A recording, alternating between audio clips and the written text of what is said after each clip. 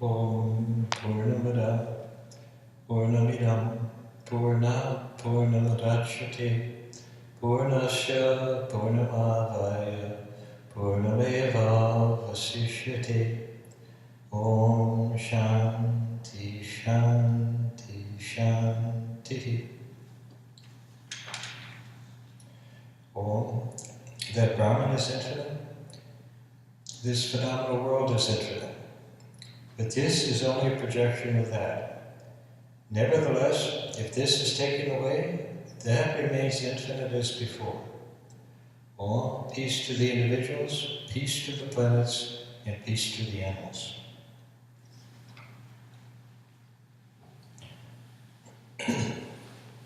Okay, so last week we took the first verse of the Isha Upanishad, which is Om Ishavam Sarvam Yat Kinsha Jagacham Jagat Tena Chatena Punchita Ma Vidha Kashasvidhanam.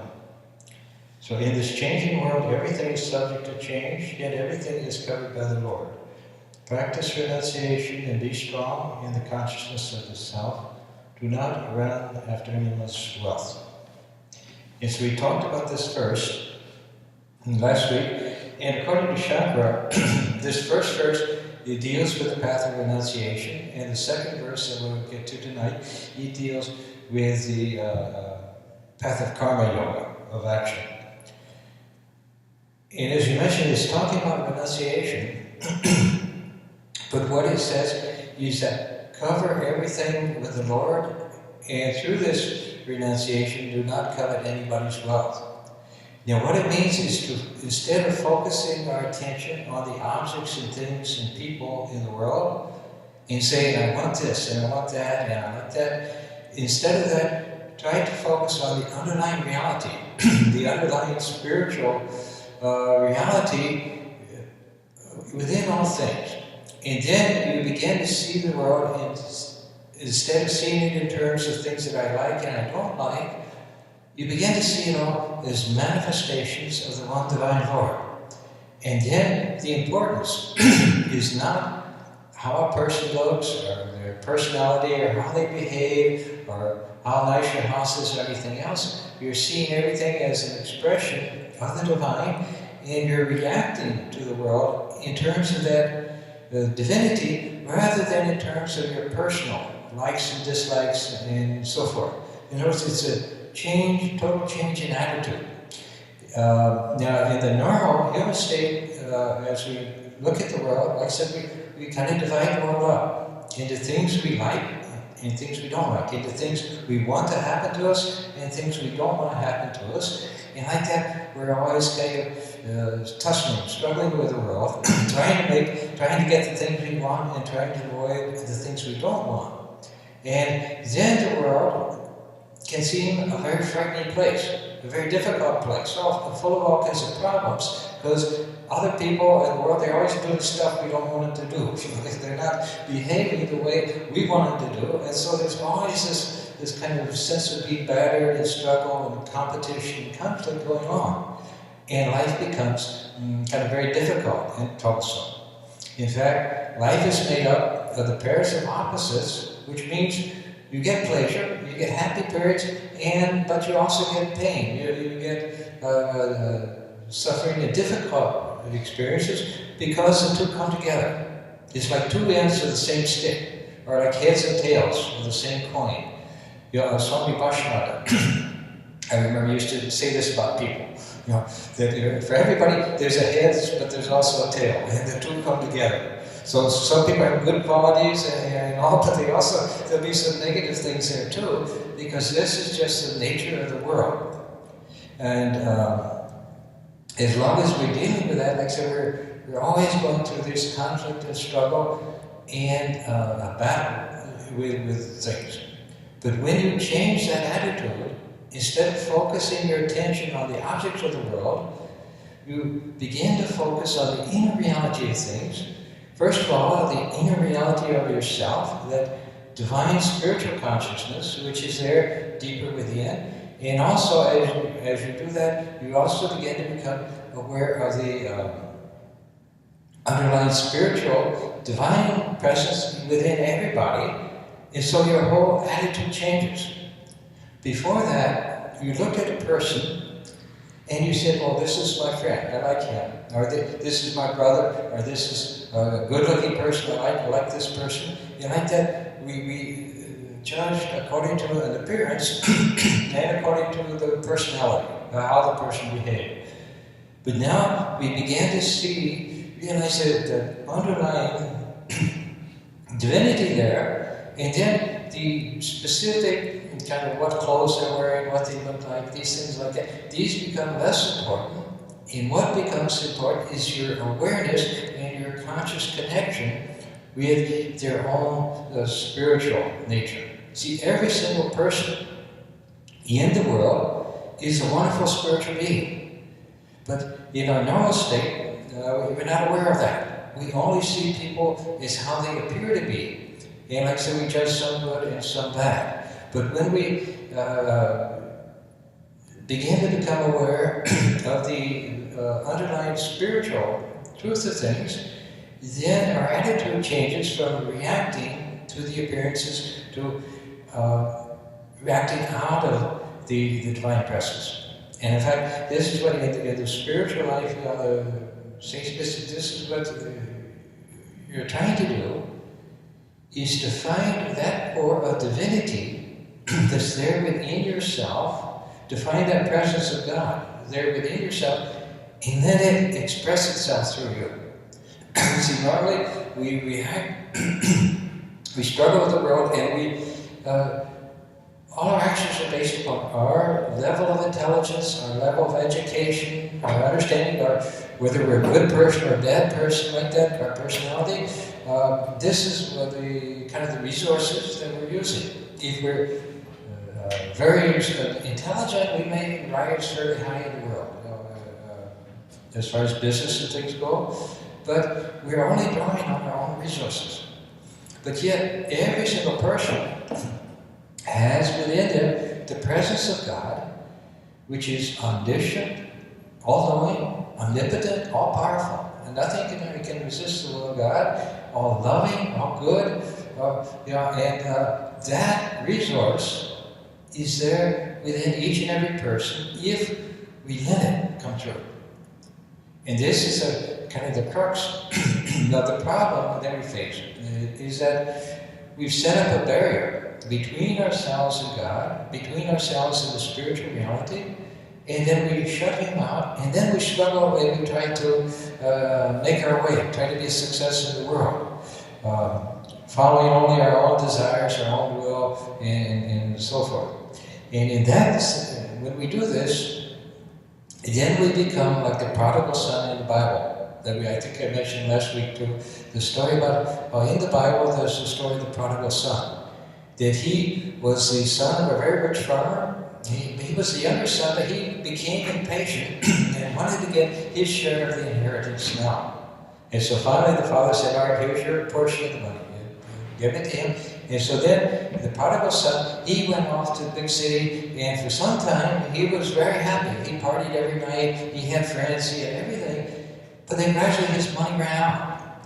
And now suddenly all his friends left him, he couldn't afford anything anymore. And finally he was reduced to working for a farmer, and his salary was that he had to take care of the farmer's pigs. And whatever the pigs didn't eat, he got to eat. And that was his salary. And so he was thinking that in my father's house, even the lowest servant is better than this. So he decided, well, let me go back home and offer to be a servant to my father. But when he got back home, the father, rather than being angry, was overjoyed to see that the son had come back home. Now this parable from the Bible, it basically describes what the human condition is. We're all children of God, children of immortal bliss. We all have come from God, but then we say, no, God, you stay there, I'm going to go build my own empire. And so we come into this world, and we start out young and full of energy, full of health, full of enthusiasm, endless opportunities, and then we plunge into the world, trying to build our empire, and gradually we find, as we get older and older, that our enjoyment decreases, our capacity decreases, everything starts to kind of wear down, and eventually you find yourself just in a rut. Like I said, when you're young, you're staying at home, your parents are paying all the bills, and you can feel you can do anything in the world. But then you get older, suddenly now you've got to get a job, and then you've got to go to that job, get up and go to that job every morning, you've got to commute every day, and so suddenly you find that your endless kind of opportunities have narrowed down further and further until there's practically nothing left, and then you end up in an old folks home where you can barely sit up by yourself. But this is what happens when we separate ourselves, when we leave God's home, when we shut out that presence, that divine presence that's there within us, and then try to live our life without it. But the prodigal son, when he kind of hit rock bottom, then he realized that, let me go back to my home. Let me go back where I came from. And often, the true kind of spiritual urge often comes to people only when they hit rock bottom. Sometimes you think, well, that person is a sinner, or he's an alcoholic, or this or that. But sometimes a person, it's only because he's really hit rock bottom that he's now ready to make the transformation, the change, to seek something better. And this is kind of a part of life. You said, when everything is going well, when everything is comfortable, we have a nice job, nice family, nice home, everything is pleasant, we don't need God. We say, yeah, this is all right. You compare to the glory and the bliss and power of God, it's nothing, but for us, we were satisfied. They tell the story of how Vishnu, one time he came to earth in order to, he incarnated, Viraha as a boar, in order to eliminate a demon on earth. So he came down, took the form of the boar, he eliminated the demon, and then his job was done. So Indra and all the gods from heaven, they came down to where Vishnu was and in his boar body, and they said, all right, you've done your work, now you're ready to go back to heaven. And then Vishnu said, what do you mean? I have my pigsty, I have my sow, I have my little piglets, life doesn't get any better than this. How can I live this? And he wouldn't go back to Vaikuntha. So then finally the gods said, we all went to Shiva, and then Shiva came and he stabbed the pig body with his trident, and then Vishnu came out. And he laughed to think that I wanted to be a pig. But this is human nature. We're down here and we're not that much better than pigs, but we compare to our real glory, but we say, oh, this is good. And as long as life doesn't bother us too much, as long as it doesn't give us too much pain, we say, oh, this is okay. And even if it's not going the way we want, we think, well, tomorrow will be better. And like that, we were satisfied to stay in our consciousness where we are now.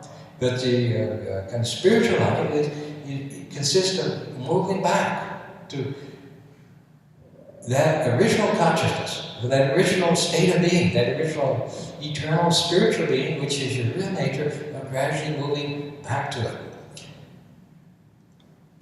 Now, most people think that if they can get the right thing, or the right relationship, or the right job, or the right amount of money, and things like that, then they're going to find happiness. And like that, everybody in the world is searching for happiness. And they're searching in all kinds of different ways. One person thinks if I can become famous, another person thinks, oh, if I can get the approval of my father, or all kinds of psychological things that people think, if I can do this, then I'm going to be happy. And like that, everybody in the world is running all over trying to find happiness. But the truth is that happiness is something that you are. It's not something that you get. It's something that you are. If you get something and you feel happy, that happiness came from within you. You're the one who decided, this thing here that I got, this will make me happy. Same way, you can have the exact same thing, and if you didn't want it or didn't care about it, then it wouldn't make you happy. Now, when you begin to reverse things, and try to find your happiness just within your own self, then you make the discovery that if you're happy, all your experiences are happy. And then, fine, if something nice comes, you enjoy it, but you don't need it. You don't depend on it. And this is the problem. He said, when we're depending on something for our happiness, and often it's another person, it's a relationship, we're depending on that person to make us happy.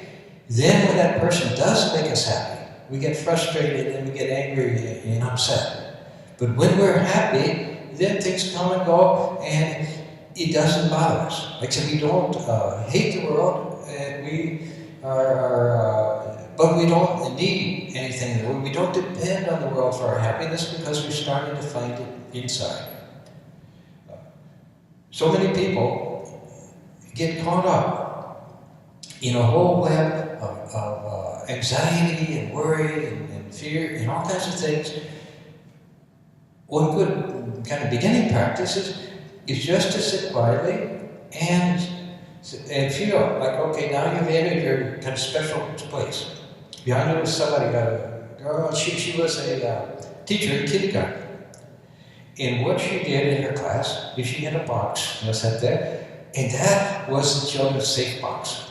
Anytime a child felt he was getting bothered too much by other kids, he could go sit in the box, and all the other kids would have to leave him alone.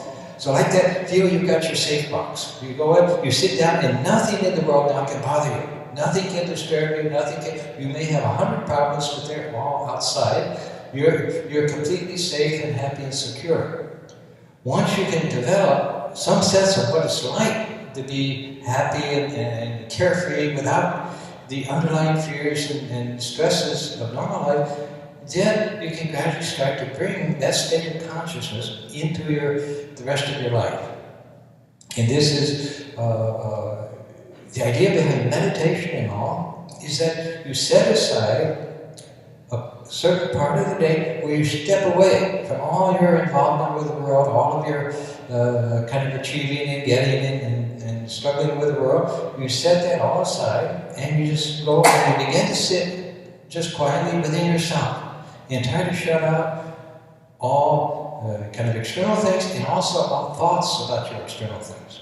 One of the big problems people have with meditation in the beginning is that they sit down and then they start to spend the whole time worrying about all the things going on in their life.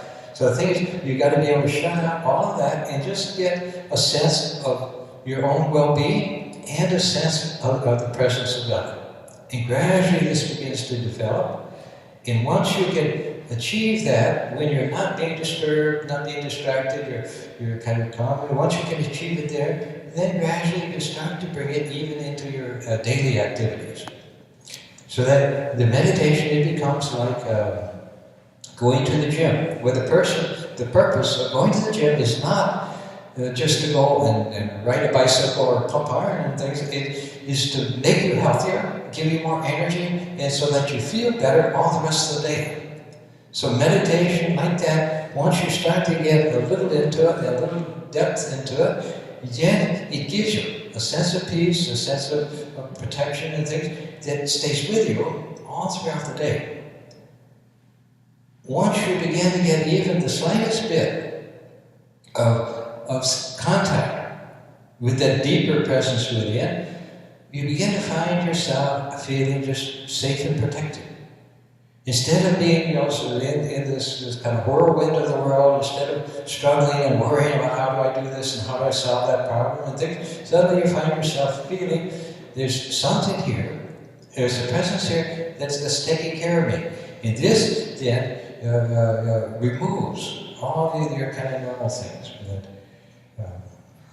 And see, we don't realize, as we go and say with meditation, and nothing drastic or etc. seems to happen, but we don't realize how much better off we are than a lot of people in the world.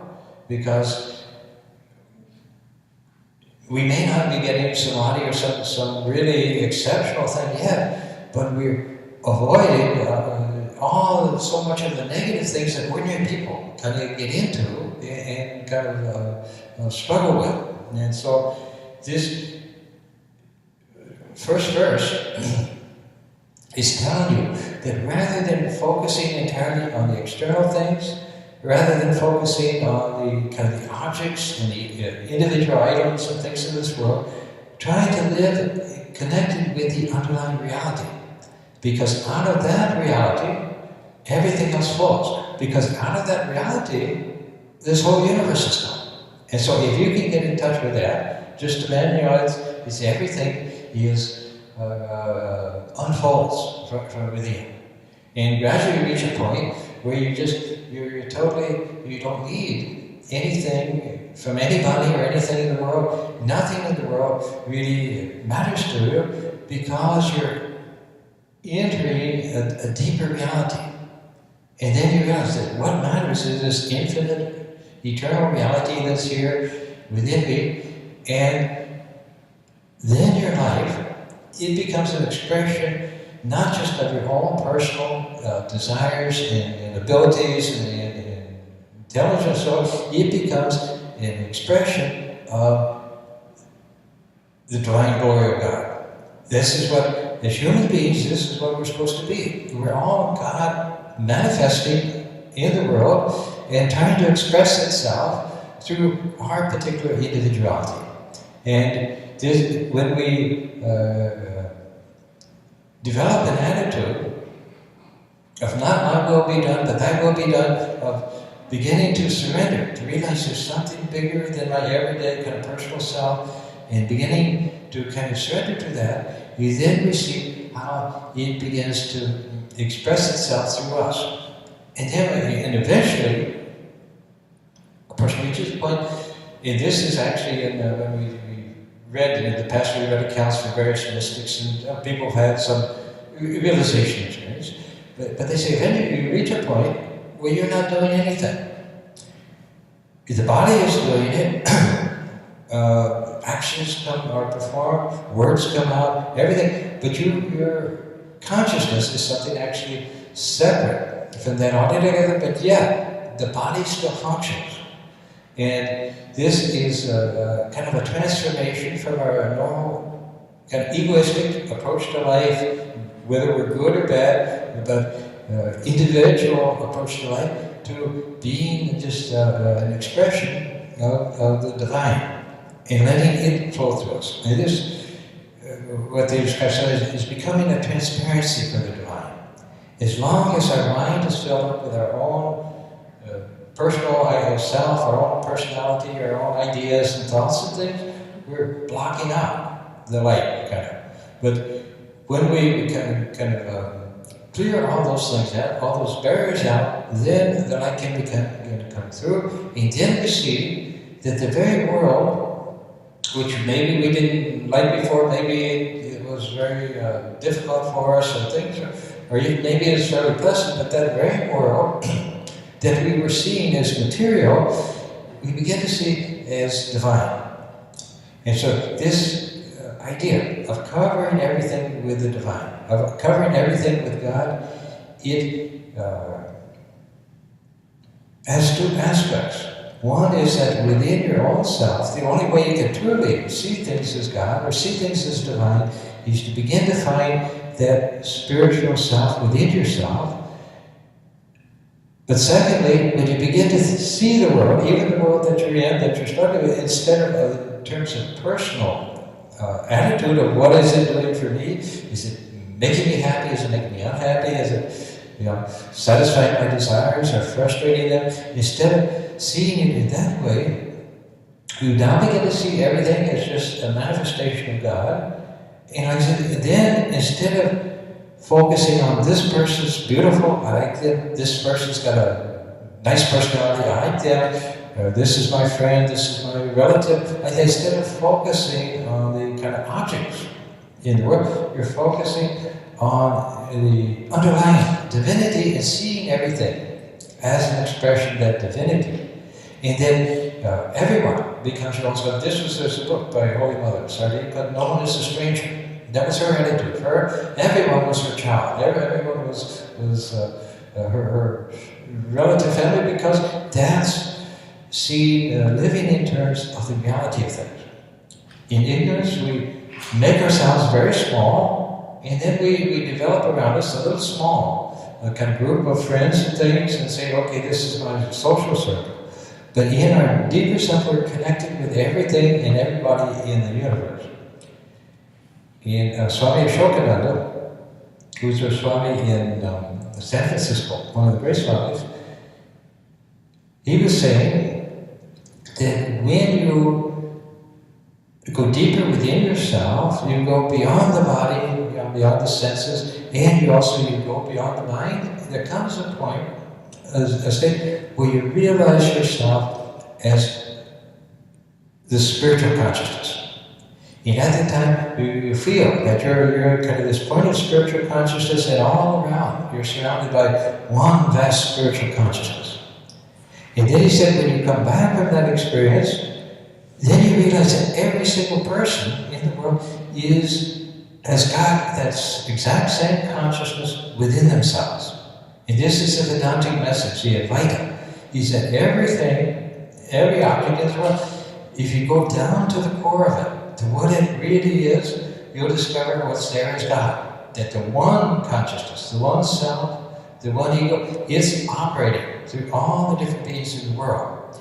And when you become aware of that, then you see everything in completely different eyes. You don't divide things up into friends and enemies and competitors and all this. You're seeing kind of the one Lord expressing in all different forms.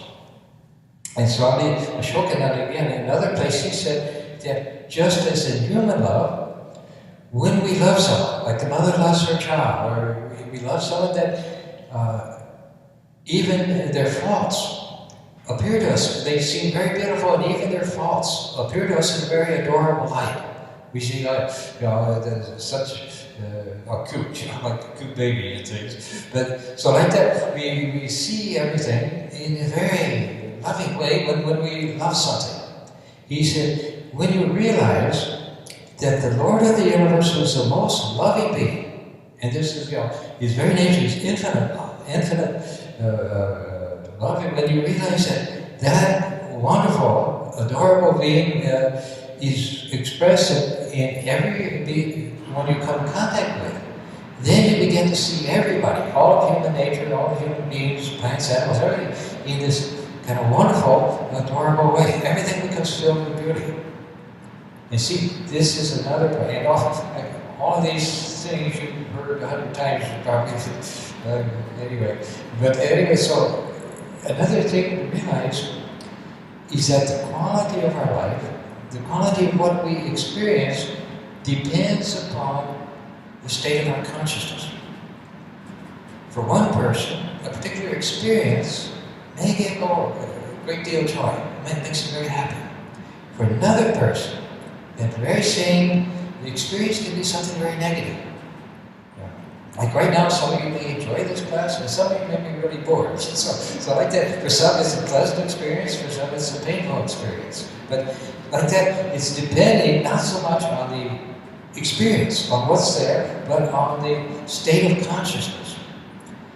Now, as you begin to develop in consciousness, you begin to unfold the awareness of the divinity in things, and you begin to see beauty and wonder and kind of joy in every experience, because you begin to see what it actually is. When we look at a person, and that person is a really good person, and we look at another person, that person is a really bad person, it's actually like children putting on different masks.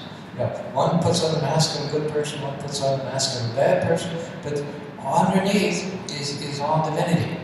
So as you begin to change and transform your consciousness, instead of being kind of a personalized consciousness struggling with the world all the time, when you begin to go deeper, and then you begin to see gradually the divinity within things unfolded before you. And this is what Swami Vivekananda had said, that for the good person, this world is heaven. And for the bad person, even this very world is hell. But for the yogi, this very world is God himself unfolding.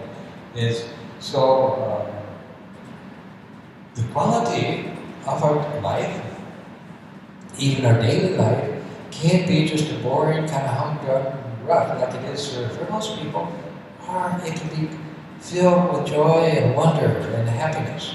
it all depends on what kind of consciousness we're in when we experience the world. So this first verse, like I said, instead of dealing with the world as it seems to be, instead of always struggling with the world from a personal standpoint, rather than try to realize what the underlying reality is. And then you'll see how it unfolds and gradually become aware of the divinity of your own nature and the divinity that's there within all the universe. So this is the first verse, and then we come to the second verse. Kurvane vaha karmani jijivi sechitam samaha evam tvayi nanyate tosti na karma lipyate nare. So a man may wish to live for 100 years, performing his duties as prescribed by the scriptures. Well, man, if you do your duties in this way, then the results of whatever you do will not cling to you. There is no other way. And then Swami Varadananda's commentary says that the earlier mantra was a call to renounce. There is no point in running after the pleasures the world has to offer. These pleasures are momentary.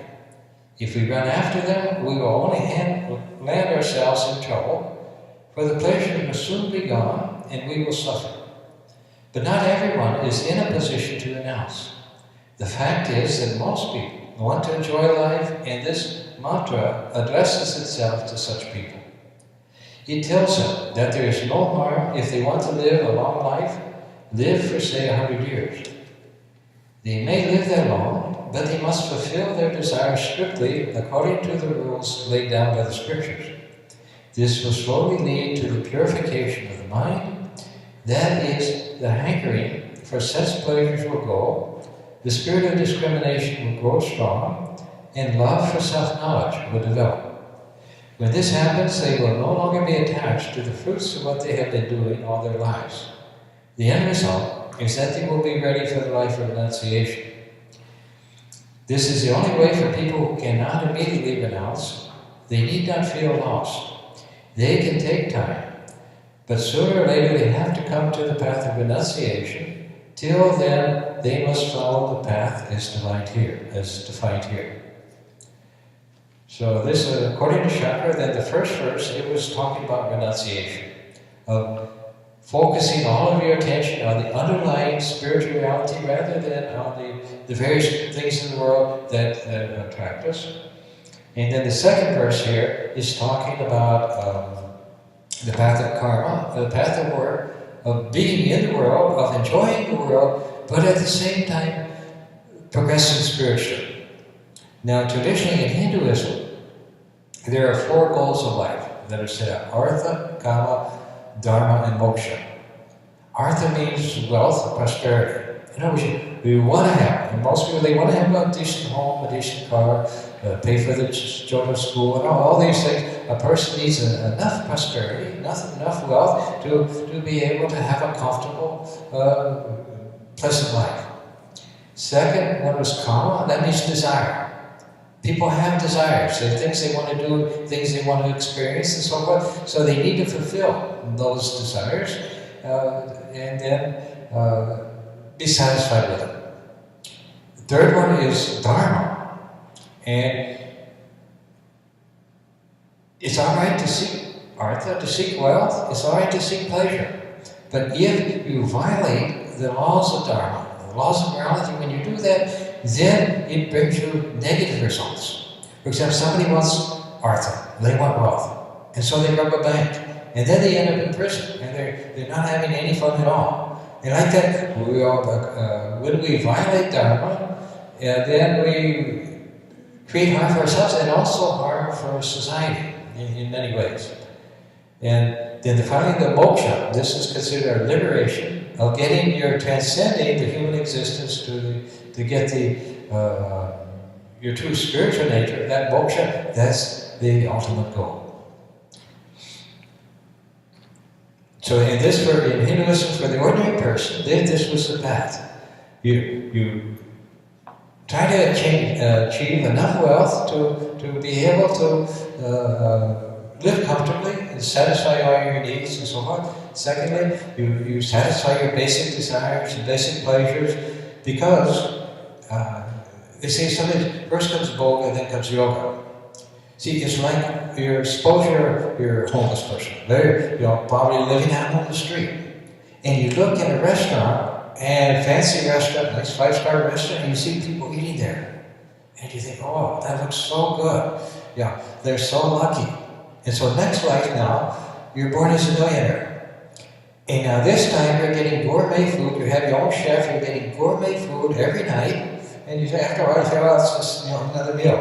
And you lose the need to be able to have that. When you don't have it, when you're looking inside and you think, oh, that looks so good, then you're always be thinking about it, and eventually you're going to be drawn trying to get it.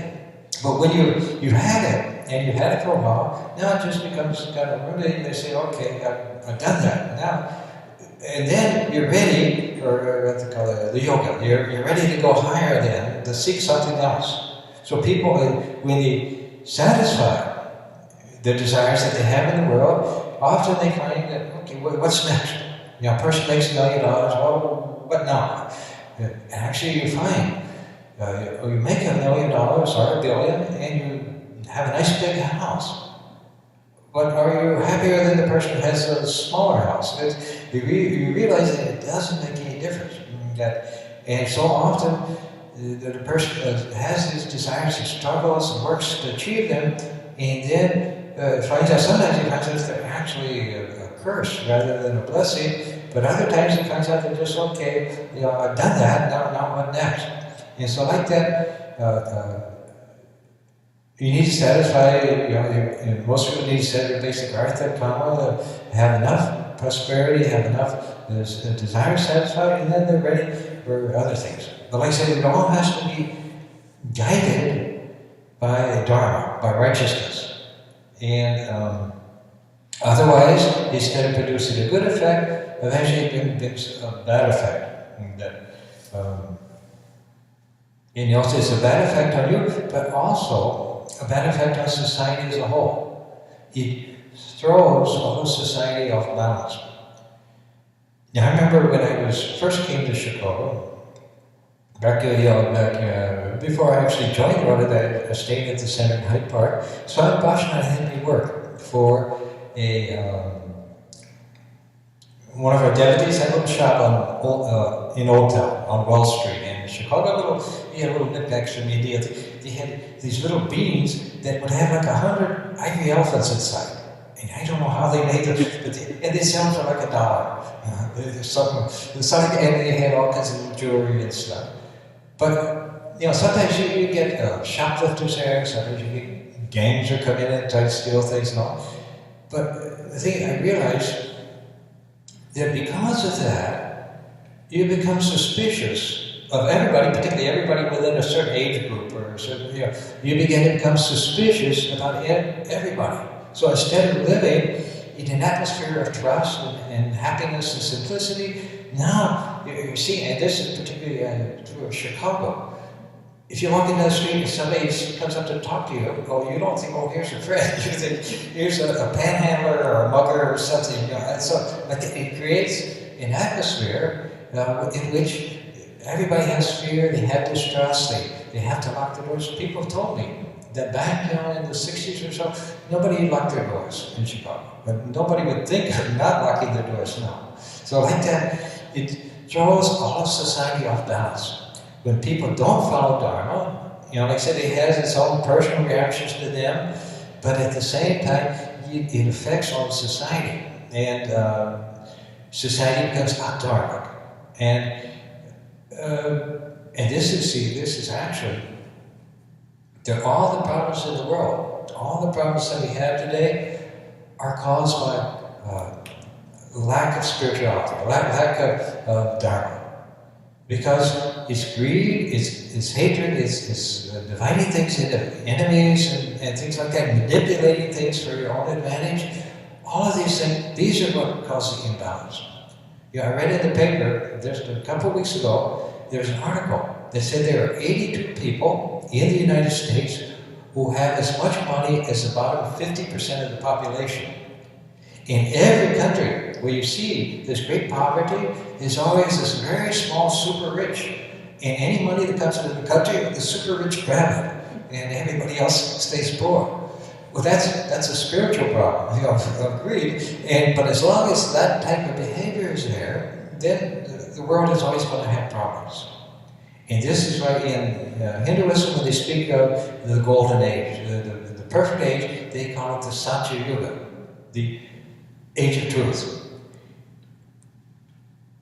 When people become spiritual, when they become aware a little bit, even the small, tiny bit of their own spiritual nature, then they become good and wise automatically. And if people become good and wise, we can work out all the problems.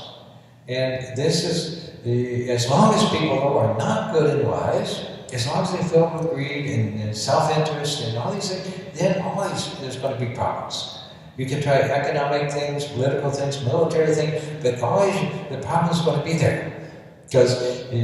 But if people could become, and this particularly is not a question of ethics or morality, of doing the right thing, but particularly if they can become even a little bit aware of their own inner nature, the divinity of their own inner nature, then right away the world will be done with problems. And because if people get wise, they'll solve the problems.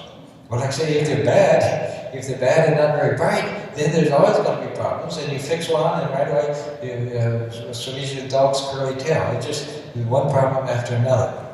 So, our behavior is all right to seek karma, to seek artha and dharma, but it has to be based on dharma, on righteousness.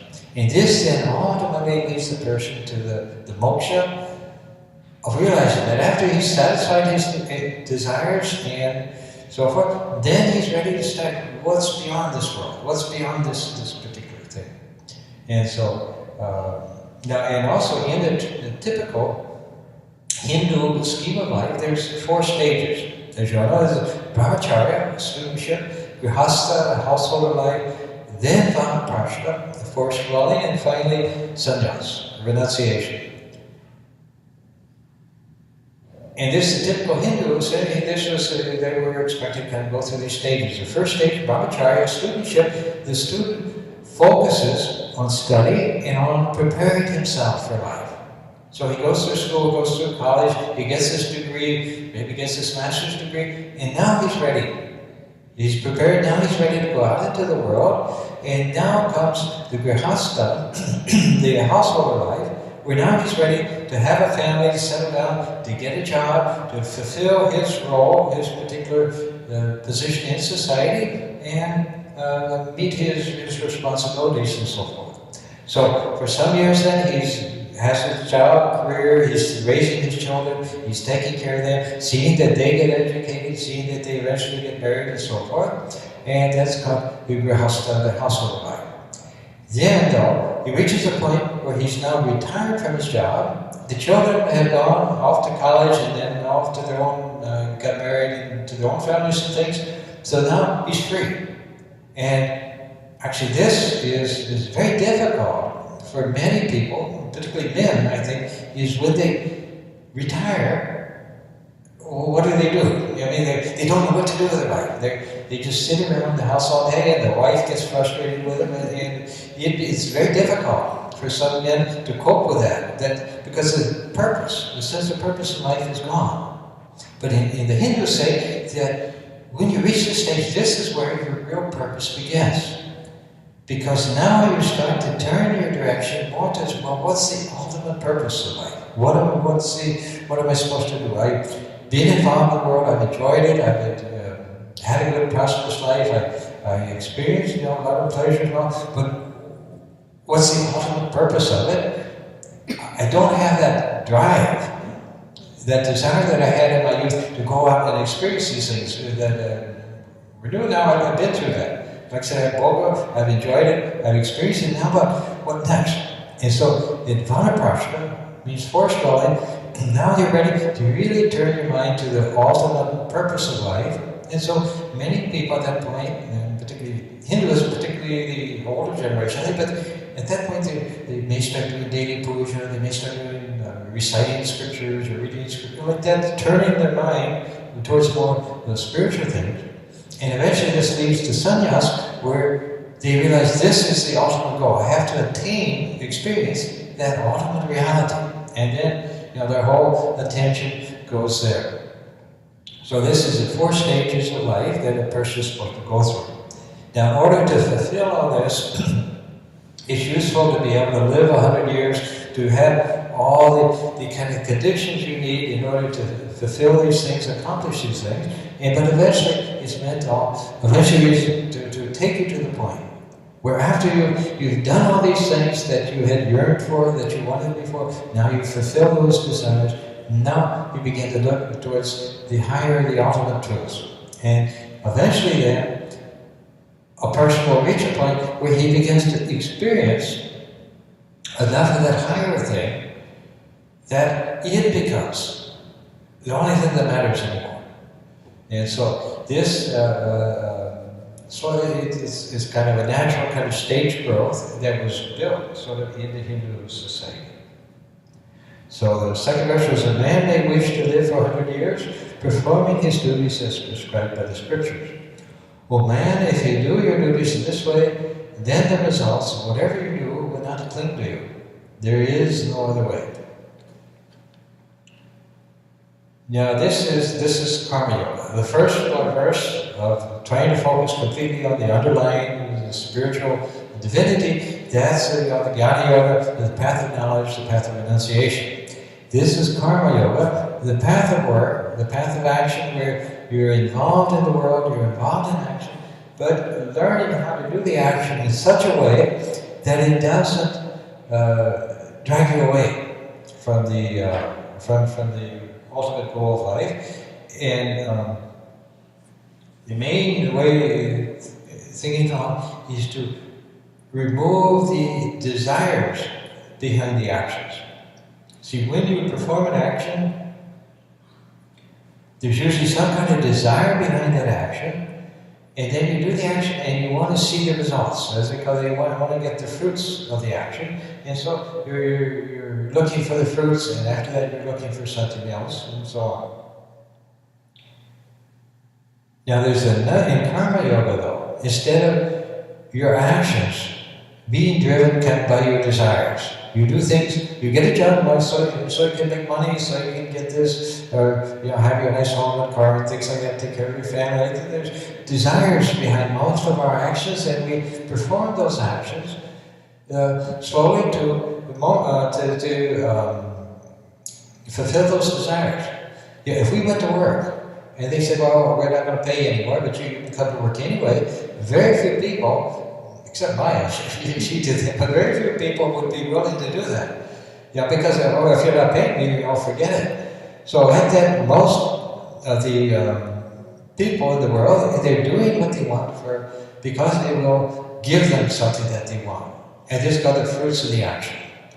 Now in Karma Yoga, what you do is try to do action in such a way that it doesn't tie you up in this kind of chain of karma, but rather it sets you free. And the way to do that is to do it but without the desire. In the old kind of traditional Karma Yoga, this was basically kind of centered on Jnana Yoga, on the path of realizing, okay, I'm not the doer, I'm not the reality, the reality of spirit and things. You guys got to keep that in mind as you were involved in action, and also to do action as with a sense of duty. That I'm doing this action not because I want to, or because I'm going to get some kind of pleasure or happiness. I'm doing it because this is my responsibility. This is my duty. And see, this is one of the big differences between children and adults. Children do things because they're fun. They just want to play. And if it's not fun, they forget it. as adults, we have a sense of responsibility. That, okay, to a greater or lesser extent, but to some extent, I've got to fulfill these duties here. This is my position, my job, so I have to do my job, correctly. And so,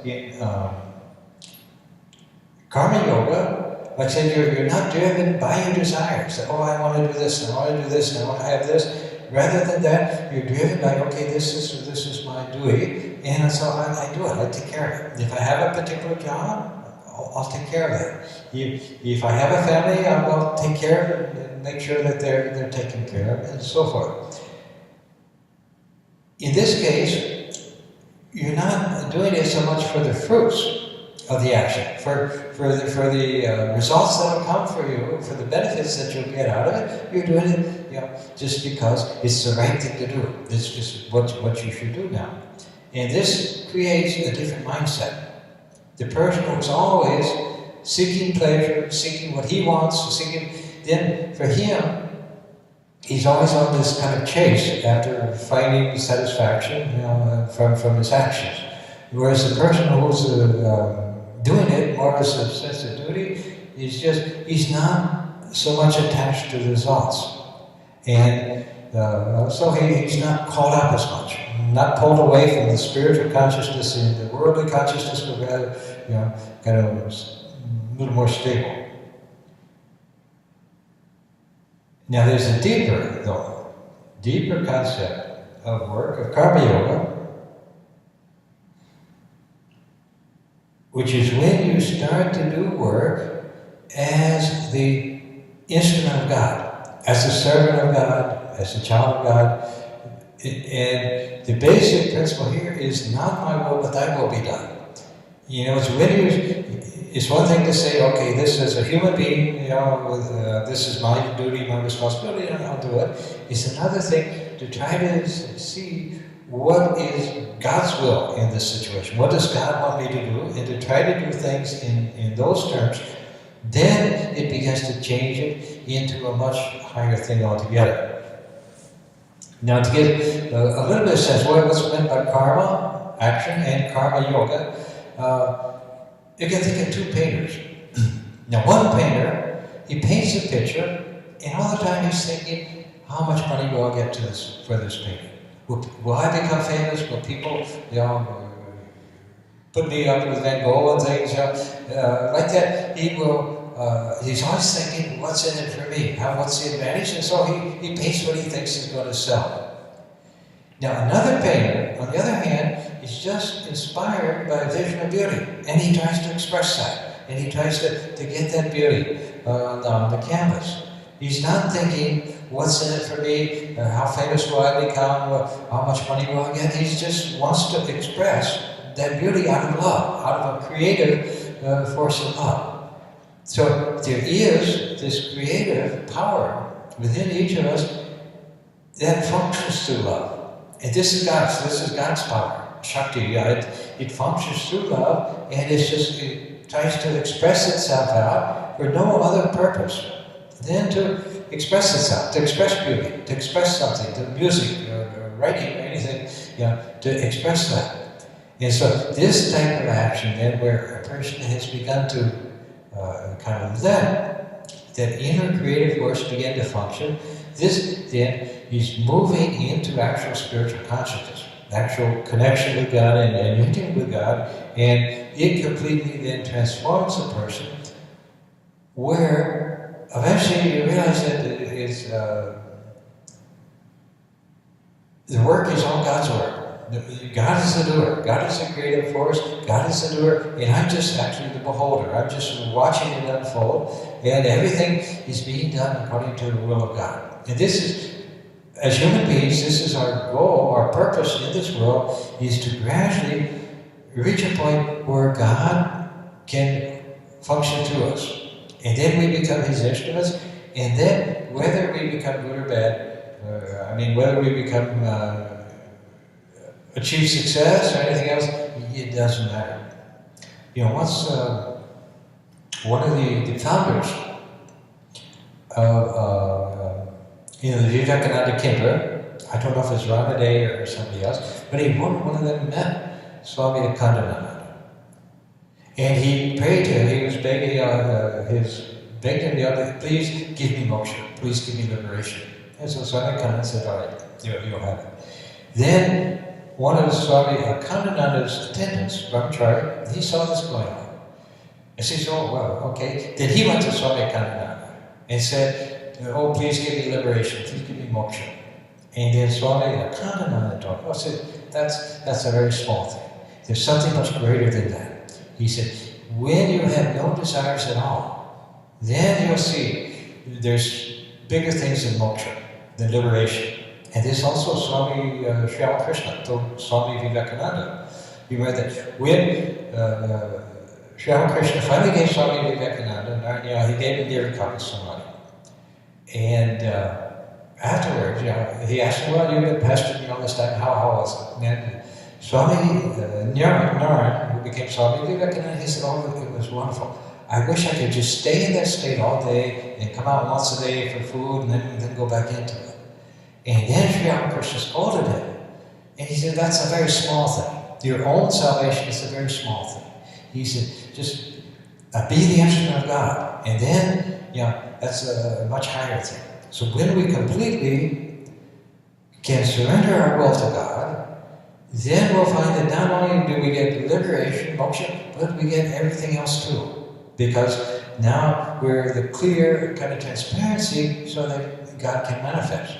So that the work becomes not just first of all, just a seeking of joy and pleasure and satisfying desires, personal ambition, but the work becomes, first of all, because it was something to do with a sense of responsibility, a sense of duty, and this is my job, so I have to do it. Well, it gradually can evolve into a sense of, I am just the instrument. Mother's the machine, I'm the machine, mother's the mover. And like that, you can actually move you into spiritual consciousness, and you can get realization, everything else out of that.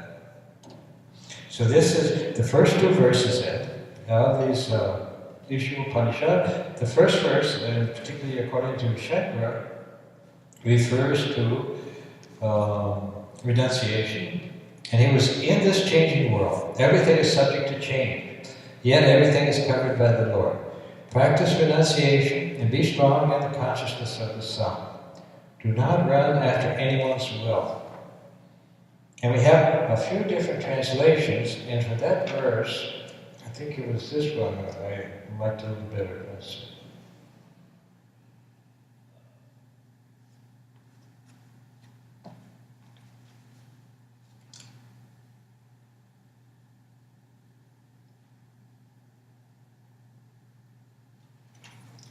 Anyway, this is in Swami Varadananda's translation, which includes Shankara's commentary.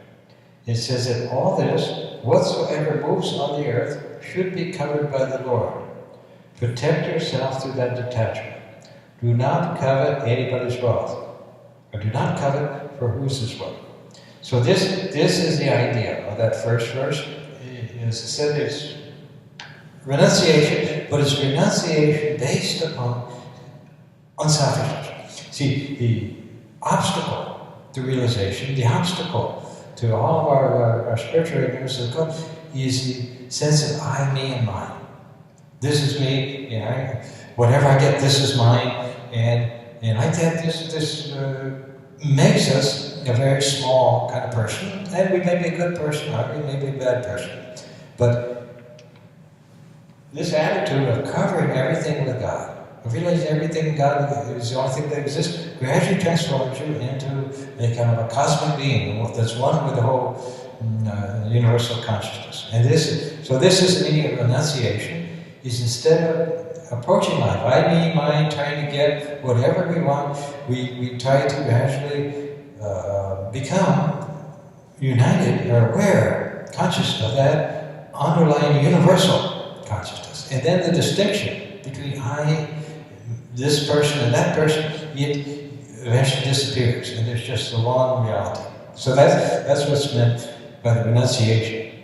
But then the second verse, Shankara said, this is for the person who's not ready to go that deep yet.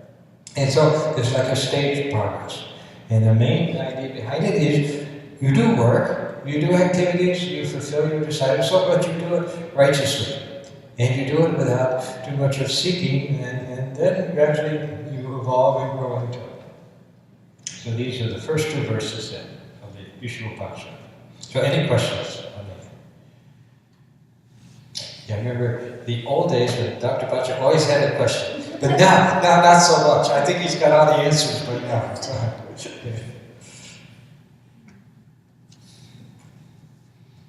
Okay, so Swami Isha Upanishad, he is doing a class on Tuesdays on Panchamaveda, the Gospel of Sri Ramakrishna.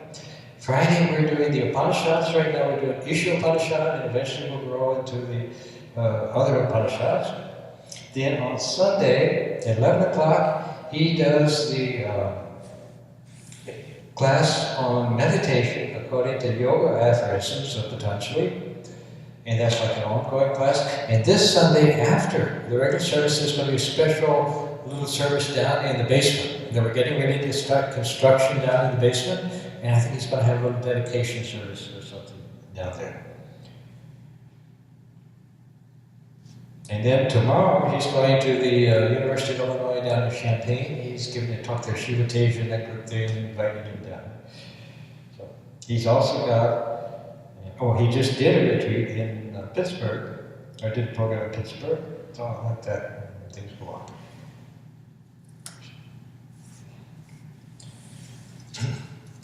Om Asatoma Sadhyaya Tapasoma Jyotirgaya Mrityurmam Amritam Gaya. Om Shanti Shanti Shanti. O Lord, lead us from the unreal to the real. Lead us from darkness to light, and lead us from death to immortality. Om peace,